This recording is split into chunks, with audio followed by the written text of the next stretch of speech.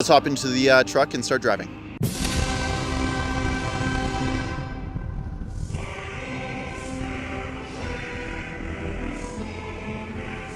The levers of bureaucracy have been mobilized in Alberta twice now on us to try to stop free speech, free expression, and journalistic freedom. And twice now we've won. The NDP lost in 2019, and here I am in 2021, still winning. And I'm not even remotely tired of it. Friends, we've got some really great news today from the government, actually from Elections Alberta. It came to us in an email. We were under investigation. Yeah, who knew? Due to complaints made by the left and the NDP during the 2019 Alberta provincial election. And the investigation has just been concluded without anybody ever interviewing any of us here at Rebel News. And I think that's because the elections bureaucrats don't want to go another round with us. Did you know they tried to investigate me in 2019 for publishing a book called Stop Notley? Now, they eventually dropped the investigation into me when I recorded their investigator trying to get me to submit to an interrogation about my book. An author interrogated by elections cops for writing a book critical of the sitting government of the day in a free and liberal Western democracy. Yeah, no thanks. I was having none of it. Anyway. Back in 2019, we also did some journalism on a communist candidate running in a Calgary riding whose name was or still is Anne McGrath. She had run once before federally as a communist candidate, which I guess, moving to the NDP, that's kind of a lateral move. My colleague at the time, though, Cian Bexty, he was so passionate about telling the world and the citizens of Calgary about the communist candidate in that riding. So he rented a billboard truck that showed images of Anne McGrath, and the billboard truck also played the Soviet national anthem. And then Cian drove it around the riding she wanted to win. Anyway, take a look at this clip from the video, because once you see it, you'll understand why the left are just so mad about it. Mad enough to launch a series of nuisance complaints about Rebel News. Here. Let's hop into the truck and start driving.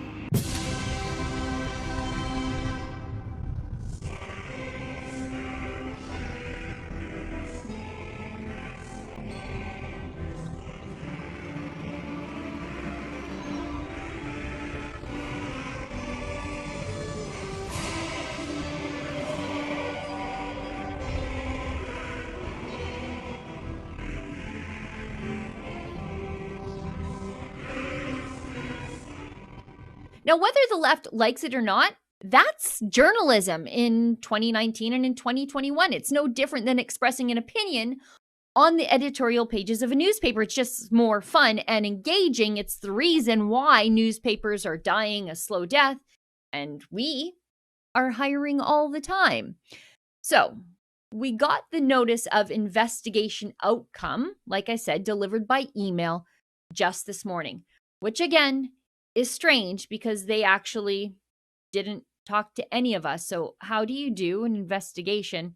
But anyway, they claim they did. So let's read it because there is some fun stuff in this letter.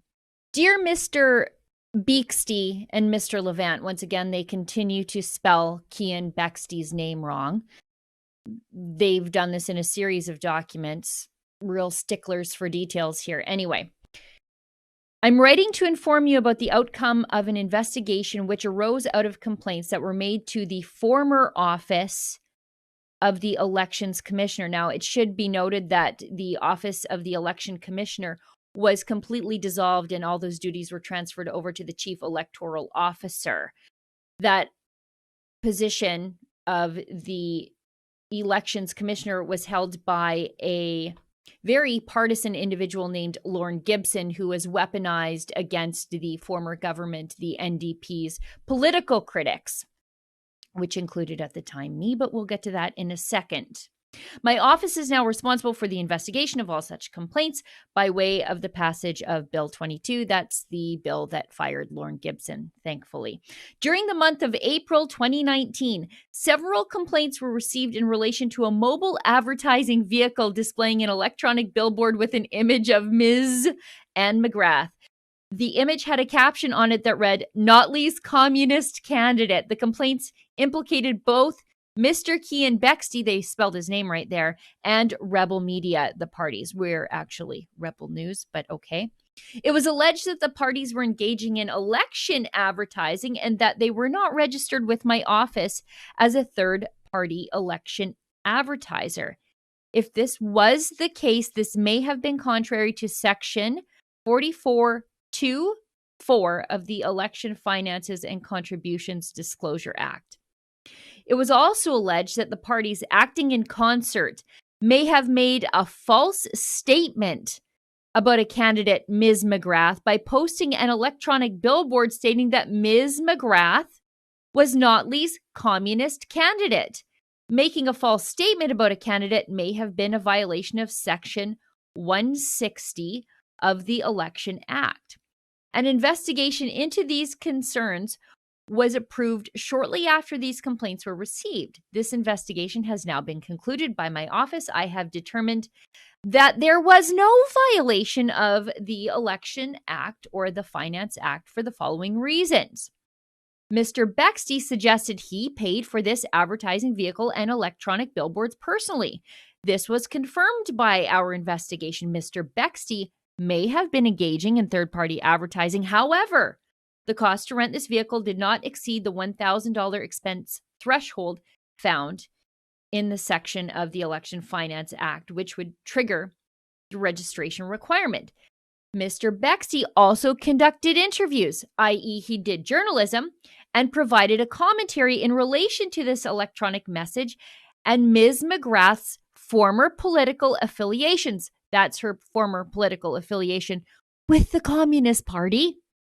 The video of these interactions and a story in relation to the billboard were then circulated on social media. It was also made available on the Rebel Media website. Yeah, because it was journalism. They list a specific section of the Elections Finance Act that specifies that certain activities such as editorials, debates, interviews, and commentary do not fall within the definition of advertising within the Finance Act. In my view, Mr. Bexty's media falls within this exception. In relation to a potential violation of Section 160 of the Election Act, so that's the portion that prevents people from making false statements about a candidate, they conclude, and this is fun, Ms. McGrath was a member of the Communist Party and ran as a candidate for the Communist Party in the 1984 federal election in the riding of Edmonton-Strathcona. Anecdotally, I would suggest the most commie riding in all of Alberta. Let's go on. Ms. McGrath was a candidate for the Alberta NDP in the 2019 Alberta provincial general election. Rachel Notley was the leader of the Alberta NDP at the time, and Ms. McGrath would have been one of Rachel Notley's provincial NDP candidates. I love how thorough they are for once. The image of Anne McGrath and the accompanying statement, Notley's communist candidate, is not a false statement per se. As per Section 4497 of the EFCDA and Section 153.091 of the Election Act, this is your notice of the conclusion of our investigation. Our office will be taking no further action, and this matter is now concluded. Sincerely, Glenn Ressler, Chief Electoral Officer and Election Commissioner. So, another swing and yet another miss by far left-wing activists and their NDP enablers here in Alberta. There's a lesson in all of this that I don't think any of them are willing to learn. The lesson is just because you don't like what's being said, or for that matter, how it's being said, that does not mean it's not journalism. The levers of bureaucracy have been mobilized in Alberta twice now on us to try to stop free speech, free expression, and journalistic freedom. And twice now, we've won. The NDP lost in 2019, and here I am in 2021, still winning. And I'm not even remotely tired of it. For Rebel News, I'm Sheila Gunn Reid. The NDP is not the only organization trying to censor us. YouTube is also trying to do that too. They keep changing the rules about what can and can't be said on the internet, on their platform. There will come a time where we are censored altogether. Now, we want to be able to tell you where to find us if that happens. All you need to do is go to rebelnews.com. When you land on the page, there's a little pop-up. Leave us your email or your phone number. And if and more likely when YouTube censors us altogether, we can tell you where we've gone. Again, it's easy. Just go to rebelnews.com. Leave us a little bit of information so we can stay in touch.